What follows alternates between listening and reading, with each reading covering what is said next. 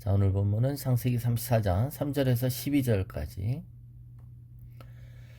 그 마음이 깊이 야곱의 딸 디나에게 연연하여 그 소녀를 사랑하며 그의 마음을 말로 위로하고 그의 아버지 하몰에게 청하여 이르되 이 소녀를 내 아내로 얻게 하여 주소서 하였더라.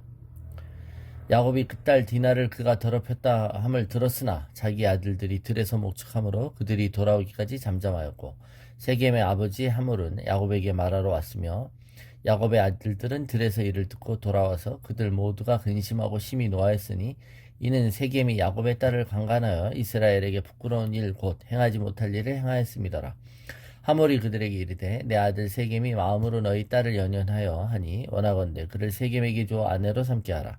너희가 우리와 통혼하여 너희 딸을 우리에게 주며 우리 딸을 너희가 데려가고 너희가 우리와 함께 거주하되 땅이 너희 앞에 있으니 여기 머물러 매매하며 여기서 기업을 얻으라 하고 세겜도 디나의 아버지와 그의 남자 형제들에게 이르되 나로 너희에게 은혜를 입게 하라.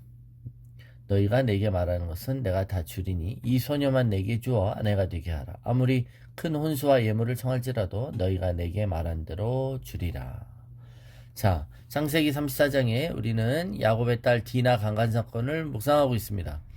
이 강간 사건의 전후에 믿음의 사람이 할 수 있는 세 가지 타협이 있다라고 말씀드리고, 어제 첫 번째 타협, 그것은 디나가 가나안 딸들의 여자를 보러 나갔다. 그들의 문화에 같이 심취했다. 그들과 같이 어울렸다라는 것이 당사자인 디나의 타협점이었다라고 했습니다. 오늘은 두 번째인데요.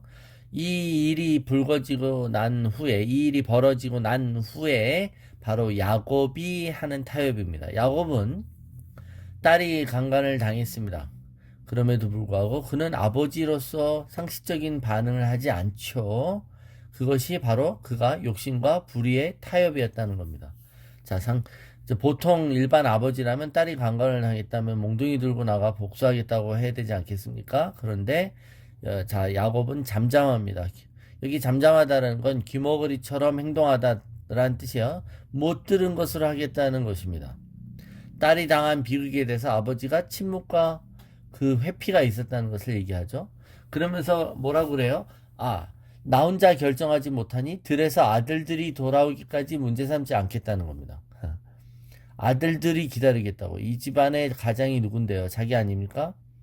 자, 뭔가 대책을 세울 때 아들들과 같이 결정해야 되기 때문에 자신의 판단 유보를 하겠다는 게 아니죠. 자, 이 말 속에는 아들들이 와서 화내기까지, 아들들이 역정을 내고 여기에 대해 복수하기로 오히려 아들들의 결정이 더 어떻게 보면 우리의 인지상적인 결정인데 그렇게 하기 전까지, 그러니까 이게 상당한 기간인 겁니다. 그럴 때 아버지는 그냥 묵과하고 그냥 넘어가려고 했다는 것을 성경이 얘기하는 것입니다. 자,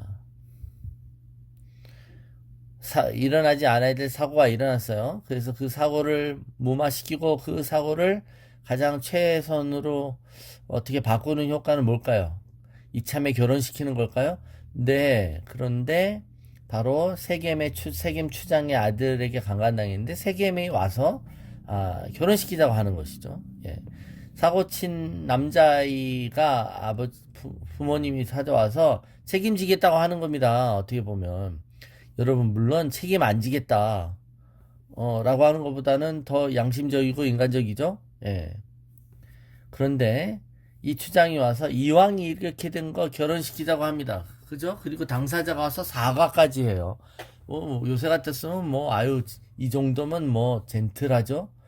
예. 그런데 여기에서 우리는 야곱의 마음 자세를 보겠다는 겁니다. 예. 그러면서 그에게 권합니다. 아예 이참에 그냥 여기에 뿌리 내리고 우리와 같이 거주하자. 10절 보면 우리 땅도 줄 테니까 여기와 함께 거주하면서 여기서 아예 기업을 얻으라 라고 말합니다. 그러니까 여러분, 이 세겜 추장은 와서 뭐라고 말합니까? 이 젊은 애들의 혈기로 하룻밤 정욕적인 일이 아니라 우리 아들이 당신 딸을 되게 좋아한다는 겁니다. 예, 그러니까 이게 어떤 한순간에 불타는, 그냥, 사건이 아니라, 우리 아들이 당신 딸을 정말 좋아하는 것 같으니까 결혼시키자는 거예요. 사돈을 맺자는 것입니다. 예. 그렇게 만일 사돈을 맺으면 이 땅을 자기가 추장이잖아요. 그러니까 이 땅을 소유하고 여기서 정착할 수 있도록 자기가 마련해 주겠다. 그러니까 여러분, 이런 제한이 있었기 때문에 야곱이 왜 잠잠했는가를 알 수 있는 것이죠.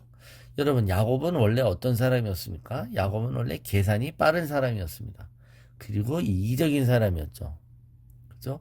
하나님을 만나고 하나님의 은혜를 경험했지만 이 사람이 갖고 있었던 우리가 흔히 말하는 본 인간적인 바탕, 이런 것들은 쉽게 없어지지 않는 것입니다. 여러분, 우리가 예수 믿었다고 해서 우리가 성인군자가 되거나 우리 인생에 있어서 어떤 그런 부분들이 사라지는 게 아니죠. 그걸 제어할 수 있는 이 힘이 있는 거고, 그 힘이 성령님께 복종하고 성령님의 다스림을 받을 때만 제어를 받는 것이지, 예수 믿었다고 해서 그 사람의 어떤 이기적이거나 이런 야곱의 모습과 같은 이런 부분들이 제어된다? 여러분, 그것은 말이 안 되는 겁니다. 자, 나중에 여러분, 이 아버지의 의도하고는 상관없이 오라버니들이 이 세겜 족속에게 보복을 하죠. 아주 사륙전을 벌입니다. 그때 그 일을 저지른 아들들의 행위에 대해서 야곱이 걱정하는 말이 30절에 나와요. 나중에 30절. 야곱이 시몬과 레에게 이르되 너희가 내게 화를 끼쳐. 여러분. 그러니까 여러분, 얼마나 이기적이냐면 아들들이 하는 행위가 자기에게 어떻게 돌아올지만 생각하고 있습니다. 이 땅의 주민 곧 가나안 족속과 브리스 족속에게 악취를 내게 하였도다. 나는 수가 적은즉 그들이 모여 나를 치고 나를 죽이리니 그러면 나와 내 집이 멸망하리라. 그러니까 야곱이 지금 의식하고 있는 건 자기의 안녕과 자기 집안이죠. 그러니까 이 땅에서 살 길이 막막하다는 것입니다. 너희들이 이 땅에서 우리가 여기서 뿌리 박고 살지 못하게 아주 그냥 뭐한 짓을 했다는 것이죠. 예.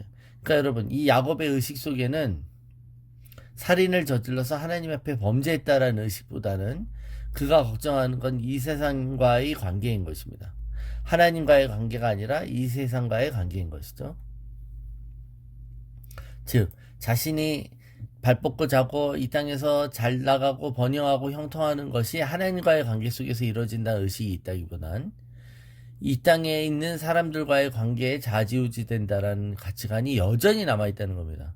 이건 믿음이 아닌 고백이죠. 믿음 없는 고백을 야곱이 여전히 하고 있습니다. 그러니까 여러분, 여기서 타협함이 있는 거예요. 자기 딸이 강간당했습니다. 그러면 거기에 대해서 사과를 물론 하고 거기에 대한 대가를 친다 했을지라도, 그리고 이 일을 통해 아이고 여기 있으면 안 되겠구나 라는 정신을 차려야 되는데, 그는 이기적이기 때문에 이 일을 통해서 하나님 무엇을 배우게 하시는지를 전혀 캐치하지 못하고 있다는 겁니다. 우리가 왜 불의를 경험하고도 그 불의에 대해서 항거하거나 그 불의를 보고 잠잠합니까? 왜죠? 불의가 우리와 함께 하자고 제안하기 때문에 그렇습니다. 불의가 너도 동참하자고 하는 겁니다. 그죠? 우리는 그럴 때 어떻게 해야 될까요? 네. 내가 몸담고 있는 조직에서 분명히 부당한 일을 할 때 우리는 그것을 거부할 수 있을까요? 예. 공무원이나 군인이나, 그쵸? 우리 요새, 내란이 1년 된 시기에 이걸 자꾸 묵상하게 되는데, 예. 내가 만일 내란에 가담하도록 명령을 받은 군인이라면, 또 공무원이고 경찰이라면, 내가 그 부당한 명령에 대해서 어떻게 해야 될까요? 그죠? 민간인을 총으로 쏘라 그랬을 때 어떻게 해야 될까요? 예, 국회의원들을 체포하라 그랬을 때 어떻게 했어야 됐을까요? 이런 불법적이고 부당한 일이 나에게 주어졌을 때, 물론 내가 이 부당한 명령에 항거했을 때 오히려 앞으로 내 앞길이 막히고 좌천되거나 또는 사임해야 되는 일들을 경험하지 않습니까? 예, 오히려 내가 나 혼자 정의롭다고 했을 때 오히려 그게 더 안 되는 걸 볼 때, 예, 우리는 그 불의와 타협하게 된다는 겁니다. 내가 눈 감고 듣지 못한 것을 하면 이 땅에서 출세할 수 있는 오히려 역으로 기회가 된다고 될 때 우리는 손쉽게 세상의 유혹과 타협의 제안을 받아들인다라는 겁니다. 예. 성경은 뭐라고 말할까요? 그런 욕심과의 타협의 자세가 결국은 우리의 삶 가운데 불행을 가져온다고 말하는 것입니다. 그러니까 우리는 세상에서 세상의 방법을 갖고 사는 사람이 아니라 세상에 있으나 하나님의 방법으로, 하나님의 빛으로, 하나님의 길을 따라 사는 사람입니다. 예. 그래서 이 야곱의 부모로서의 이런 미적지근한 태도가, 그죠?